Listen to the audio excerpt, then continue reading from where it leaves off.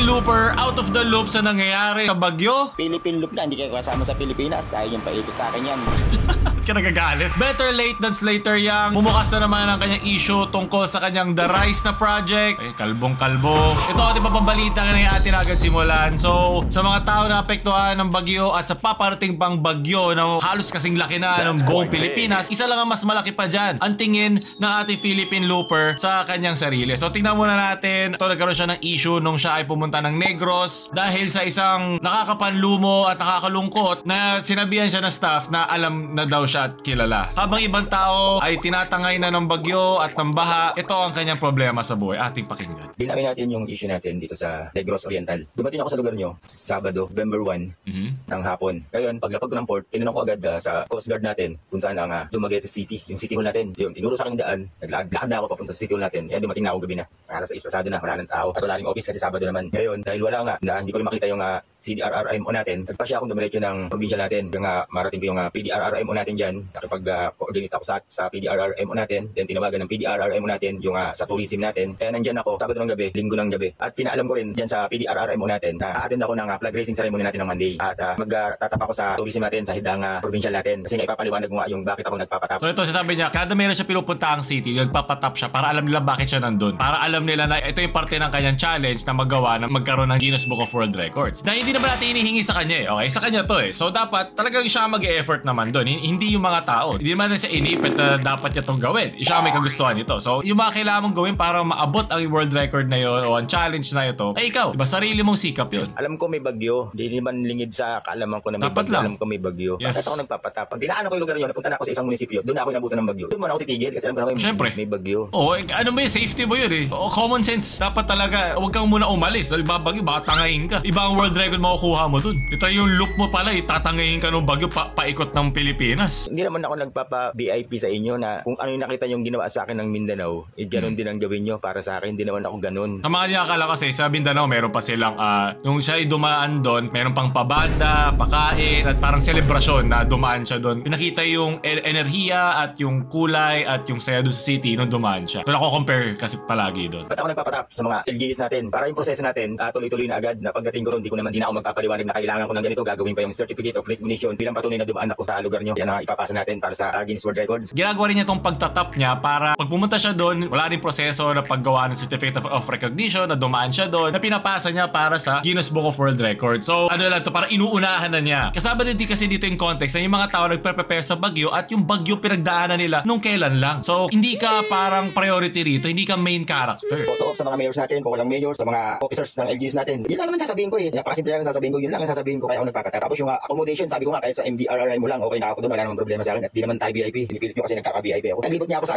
yung boulevard nyo, 2 gabi ako naglibot yan. May kasama ba akong personnel, may kasama ba akong MPS. Yun lang naman inaano ko kasi, ang ganda kasi ng lunis ko nun Sagutin ka ng ano kailangan mo dito, magpapakilala ka. Alam ko, ikaw nga. Kahit nagtatrabaho ka, pag ginanong ka iinit dugo mo Welcome sa Pilipinas. Lalo na pag nandun ka sa mga government offices, normal lang yun. Okay, parang hindi pala normal yun. Kailangan, alam mo, may respeto ka pa rin sa kapwa mo. Pero naiintindihan ko to kasi may context nga nung bagyo at nung paparating pang bagyo. So yung mga resources nila, spread out. Yung mga tao rin, hindi na alam, hindi yan parang nakangiti na, haha, welcome, ito may nangyayari ngayon sa bansa. Yung mga paparating na suliranin at mga kailangan pa nilang asikasuhin sa sarili-sarili mga personal na buhay dahil nga sa dala ng bagyo. Diba? Mahirap talagang maging masaya at hindi, alam ko dapat sineseparate yun. Pero diba, kung meron ka namang empathy sa tao, mararamdaman mo naman na kung bakit hanggang doon lang kaya ng kanilang maibibigay na hospitality. Ako minsan pa nakikita ko yan, diba, banda alas 6 o alas 6 ng gabi o midnight pag yung mga customer service o mga service crew ay parang wala na enerhiya, parang matamlay na, medyo yung sagot nila parang wala na silang pakialam. Kung gano'n yung mga oras, naiintindihan ko naman parang kasi alam ko pagod ka, so namuwi, minimum wage man, okay lang, sige lang, go lang. Basta sa ganung paraan lang. So at least hanggang doon lang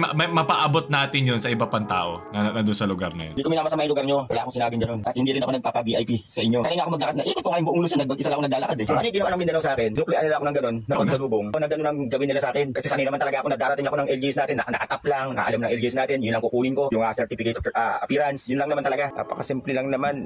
Timing lang talaga ang kalaban mo dito.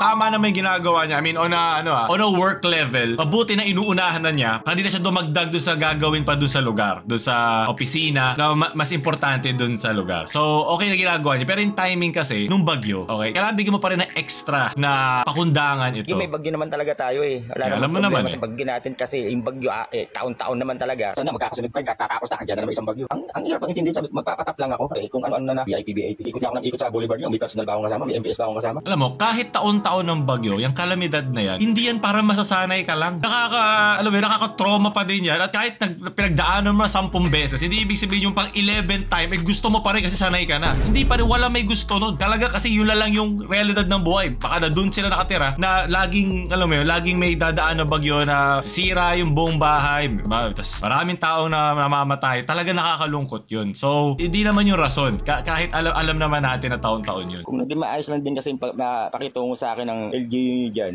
hindi tayo ganito. Marunong naman ako makisama. Kailangan ka talaga makisama kasi hindi ka taga dyan. At iba ang pinunta mo para dyan, di ba?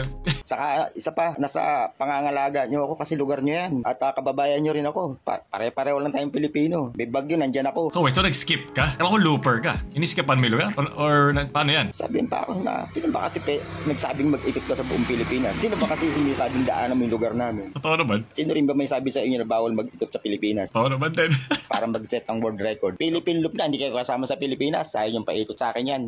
Ba't ka nagagalit? Bad trip siya eh. Sa panahon ngayon na, alam mo yun, na kailangan natin magtulungan, hindi nakakatulog ganitong klaseng negativity. At yun nga, alam mo naman pala eh, di ba? So dapat nagbibigay tayo ng extra na hinga, extra space sa ating mga LGU at sa ating mga staff na tumutulong ngayon at nagpe-prepare ngayong bagyo. Hindi naman ata ganun kalalim yun eh. So sana magawa mo yung gusto mong gawin, itong challenge na to, ng world record, suporta ako yan, lalo na para naman sa mga Pilipino yan. Pero ikaw ang nagsimula niyan. Ikaw may gusto niyan, panindigan mo. Ganun talaga. Meron talaga kaya ka siya challenge eh. Mahirap siya. Hindi utang na loob ng kada syudad na tulungan ka sa ginagawa mo. Of course, iba out of hospitality, tutulungan ka. Pero up to a point lang na hindi na ito kakain ng oras sa mas mga importanteng bagay na gagawin nila doon sa kanilang bayan. Tulad ng, example lang, yung paparating na bagyo na kasing laki na halos ng Pilipinas. Example lang yun. Pero, I mean, pati yung previous lang din. So, ayun lang. Sinabi nito, ang hiling ko lang ay courtesy call para nagbigay galang at maipaliwanag kung bakit nandito ko sa inyong lugar. Aba, special ka nga naman. Why are you ranting about this? Again, with the LGUs, it's important to stay humble and go on with your journey. The main point why some people have a lot to say, because you're not being considered for the people of Negros who are mourning and trying to survive. Just go with a humble heart and sincerity. Wala namang pumipigil sa iyo eh. Gawin mo yan eh. Pero huwag kang mag-extra na pajowa pa sa mga LGU dyan sa gusto mo mangyari. Kung ano yung maibibigay siguro nila dyan, tulad na nakuha mo sa iba, o di nice na natulungan ka. Pero yung above and beyond pa doon, huwag ka umasa na ilalatag sa iyo na silver plate, di ba? At AI naman to, di ka naman pinagawaan ng statwa niyan. Sunod na balita, ito na, better late than never dahil 100 plus weeks ago, nagkaroon na rin ng issue itong kay Slater Young nung gumawa siya ng The Rise. Isa siyang Monteras de Cebu project dahil nagkaroon to ng public scrutiny after magkaroon ng massive flooding na tumama sa Cebu nung Super Typhoon Tino. Kasi sinasabi nila yung paggalaw ng mga lupa in the uplands ay pinabilis yung runoff ng mga low-lying community. So, kasi ang sasabi nila si Slater, isama rin dapat natin yung mga nag-approve niyan. Kasi marami na ring humarang eh, na ipagpatuloy yun eh. Kasi kahit sabihin mo na inaprubahan yan, may 300 plus revisions daw ang pinagdaanan nitong project na ito, mahirap pa rin yung realidad at mahirap pa rin yung physical na papalitan mo yung molde nung lugar na yun. Magkakaroon talaga siya ng komplikasyon kahit dumato sa mga mata ng mga taong engineer at architect. Kasi, di ba, pag mas marami kang nilalagay na cogs at moving parts sa isang bagay, mas marami rin pwedeng magkamali doon. At kung hindi na lang yung pinaghuhukay at pinagagagalaw, magagawa niya ng natural yung kanyang ginagawa, which is pahinain at i-prevent ang flooding sa mga ganyang area. So, pinrobe ulit ito ng DNR at yung Facebook at social media accounts ni Slater ngayon ay naka-off ang comments or hindi ka agad pwede makapag-comment doon. So, ibig sabihin, at least alam niya o alam ng team niya na siya ay hinihinga ng kanyang sagot dito. Kasi itong project na to na Terrace at Banawe-inspired na residential complex ay sinasabi ng karamihan na malaking epekto kung bakit nagkaganon sa lugar na yon. May mga concerned citizens tulad nito na I don't think that's what caused the flooding. Though, the Monterazas is not even in Talisay City. In fact, it's far from Talisay. Sabi ni Sa, it never floods in Guadalupe but when Monterazas started construction in 2007, it slowly started flooding already and just this week, super lala ng baha. So, ito pa iba.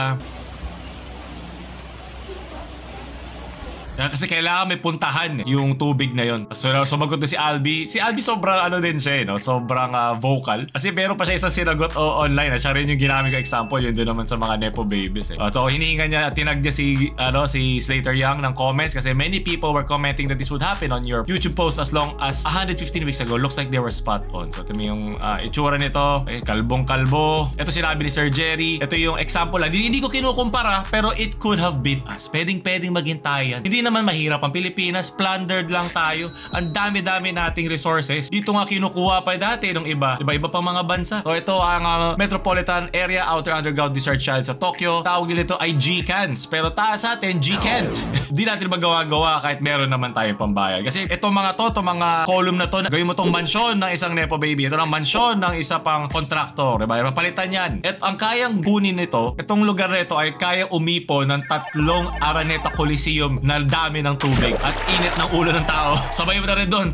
Dahil naiinis lagi ang tao pag may mga ganitong mga nangyayari. Kayang-kaya natin ito budgetan sa ating mga flood control projects. Alam niyo ba magkano to? Ito ay $2 billion or 112 million pesos. At alam niyo na ba na umaabot na ng 1 trillion mahigit na piso ang nanakaw sa atin ng mga flood control projects. So, pasok to kahit times 8, times 10. Pasok yan. Di ko alam tama yung math ko pero pasok yan. Kung ganito kararami, isa pa lang yan.